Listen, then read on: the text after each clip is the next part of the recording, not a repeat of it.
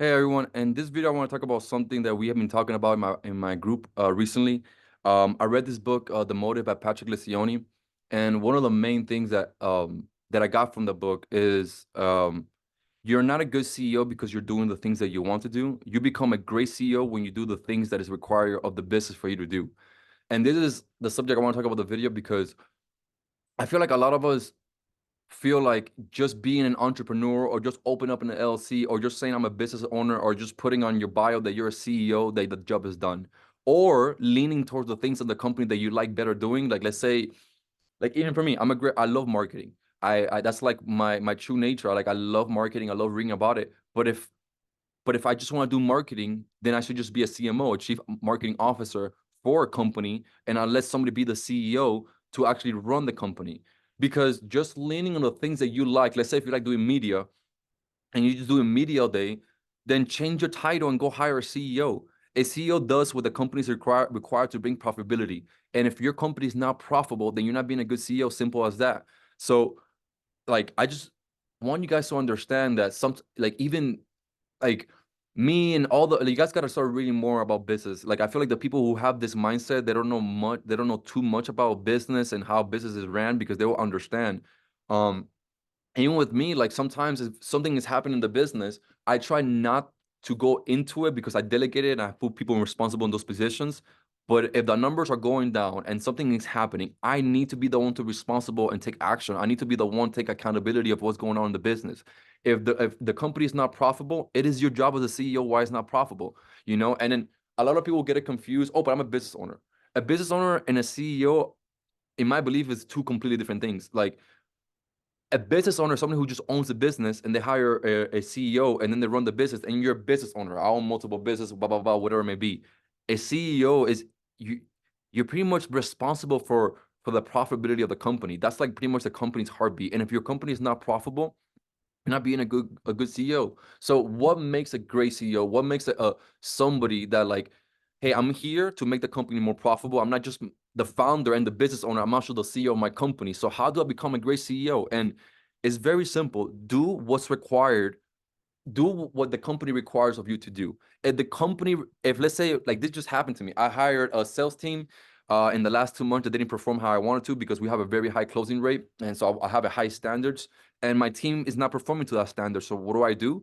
I'm like, okay, let me take a few sales calls. Let me show you guys again. You get me? Because it's been 2 months that they've been doing all the sales calls and me reviewing them. I'm like, let me show you how it's done, right?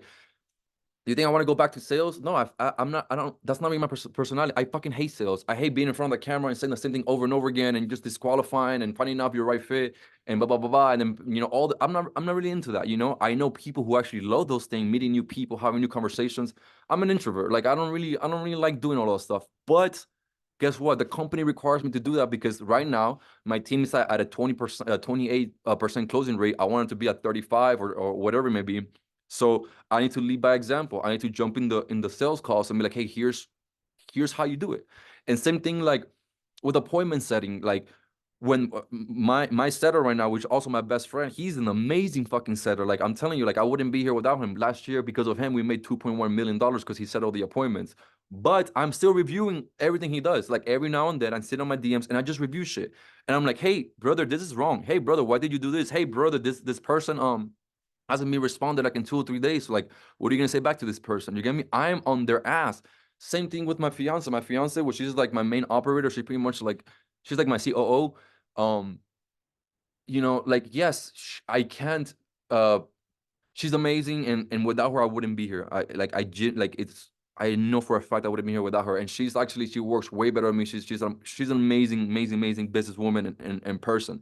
But I still review her stuff. I still be like, hey, babe. So what's going on for a day? I'm still going over because it's my responsibility. It's my responsibility to put people that I believe are a great fit for the job, but I don't let them lose. Like, yeah, you could let them lose at some point, because that's the whole thing about delegating, hiring somebody that like, you know, takes away from your time, and then they put that time into that work, and then you have more time to focus on other things. To completely agree, but I don't believe that we should not be managing them. I don't believe we shouldn't be just reviewing the numbers. Hey, what is going on today? Like I'm always on top of my team. We have morning meetings, then we have afternoon meetings, reviewing the whole day, and I'm constantly on top of them. You know, like let's say my job before was to, you know, run the ads, book the appointment, close them, and then do the fulfillment, right? I had all those 4 jobs. Little by little, you know, those 4 jobs started getting delegated. You know, somebody's now running. Well, I'm still running the ads, but like, say the media buying one day, somebody's gonna be delegated to that. You know, the fulfillment, my girl's doing it. The setting, Steven's doing the sales. It's the sales team. I did all that in the beginning. You get me? That's why I don't believe in delegating unless you've done the work. I think that's also a good trait of a good CEO. Like, I would hate to delegate something that I have no idea what I'm talking about. That's why I tell all my entrepreneurs, learn media buying. Stop delegating to a goddamn fucking marketing agency where you don't know what the hell's going on. If something goes wrong, you don't know how to fix it because you can't speak the language. You can't tell them, hey, why is the CTR so low? Why is the CPM so high? Why is the whatever, you know, like there's so many nuance to running ads that, like, when you're running ads and then you hire a marketing agency to run the ads or whatever it may be, you can tell if they're bullshitting or not. You know, you can tell if it's a good company or not. You can hire 3 marketing agency, and if you've been running your own ads for a couple of years, you immediately know who's bullshitting you not, because the level of conversations they will ask and the level of questions they will ask you, you will know, okay, this person is actually know what the hell they're talking about. And you can only doing that by actually doing the thing that you delegated someone to. You get me? So stop thinking, hey, I'm gonna delegate my whole business and I don't know where I'm gonna be successful. That is like, that's like, I don't know. For me personally, I don't think that's right.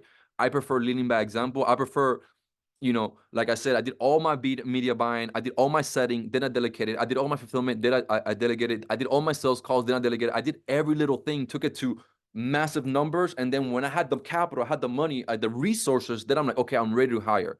You know, I don't have me personally, I don't have the face to tell somebody, hey, go do this job that I've never done before and perform at a high peak, you know, and I can even do it myself. I feel some type of way.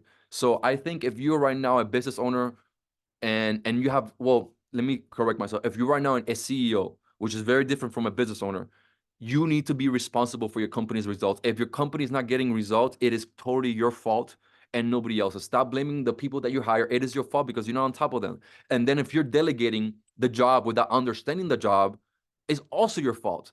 Like, imagine Elon hires a bunch of like people and he doesn't know like, he doesn't know how to even have a conversation with these people. You get me? Because he doesn't know what the fuck is going on. It's very hard to run a business if you don't know the nuances of the business. That's why you need to be in the weeds until you understand it, and then you can hire somebody who knows more than you, right? Let's say I know from a level 1 to 10, I get to like level 6 or 7, right? Then I hire somebody who's a 7, 8, or 9 and get them to a 10.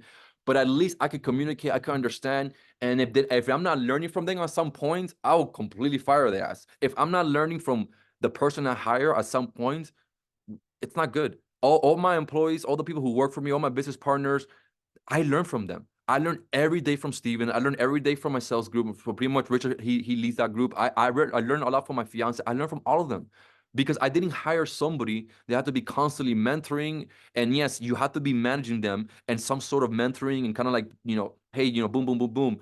But that doesn't mean that they can't teach you. If you're constantly teaching them, you made a bad hire. So just to wrap up this video, because I don't want to make it too long, first read the book, The Motive, Patrick Lencioni. Is very, very important book because it will change your mentality of like, you know, okay, I just gotta delegate, and just lean to the parts of the company that I like. If you like recording, if you like marketing, if you like fulfillment, then just do that role in the company and go hire a real CEO that they dedicate their life to becoming to make the company profitable. All right, and this is what you should be thinking about. Don't be that person or that CEO that dedicates their whole entire business and you don't even know how the business is ran. And that's why your business is not succeeding as much as you want it to be. And if you don't want to deal with that, then just buy a business and then be a real business owner. Because most of you think that you're a business owner, but a business owner is someone who owns the business that is not in the business. You guys are all confused out here. You guys are calling yourself business owners and you guys are doing everything in the job. You guys are literally pretty much doing every little thing on the job. Then you're not a business owner. You're pretty much a CEO, or you're pretty much the I do everything operator. So yeah, guys, just keep that in mind. What makes a great CEO is not leaning towards the things that you like once you get to a certain level.